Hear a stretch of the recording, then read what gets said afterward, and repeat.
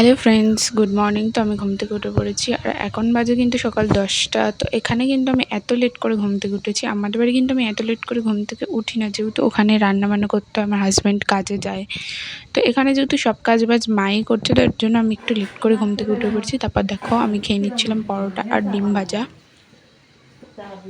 তো দেখো পরোটা ডিম ভাজা খাওয়ার পর আমি চলে এসেছিলাম আমাদের বাড়ির ছাদে। তো এই ছাদে কিন্তু আমার প্রচুর স্মৃতি জড়িয়ে আছে। আমি বৃষ্টির সময় এখানে ভিজতাম। তো দেখো আজকেও বৃষ্টি হয়েছিল, কিন্তু আমি এই সময় বলে ভিজিনি। আর তোমরা কিন্তু আমার চ্যানেলটা কেউ সাবস্ক্রাইব করছো না, তো প্লিজ আমার চ্যানেলটাকে তোমরা সাবস্ক্রাইব করে দিও।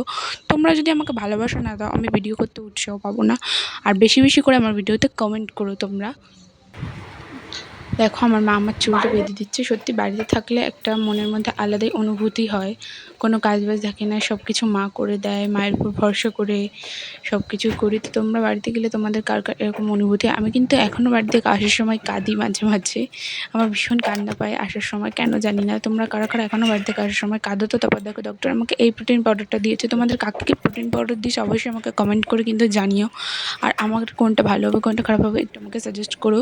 তারপর দেখো সন্ধ্যেবেলা চাউমিন খেয়ে নিচ্ছিলাম, আমার মা চাউমিন বানিয়ে দিয়েছিল। আর রাত্রেবেলা খেয়েছিলাম রুটি, ডিম সিদ্ধ আর পটল আলুর তরকারি। আর তোমরা রাত্রেবেলা কী দিয়ে ডিনার কমপ্লিট করছো অবশ্যই আমাকে জানিও। আর আমার ভিডিওতে কিন্তু কমেন্ট করতে ভুলো না, সাবস্ক্রাইব করে দিও।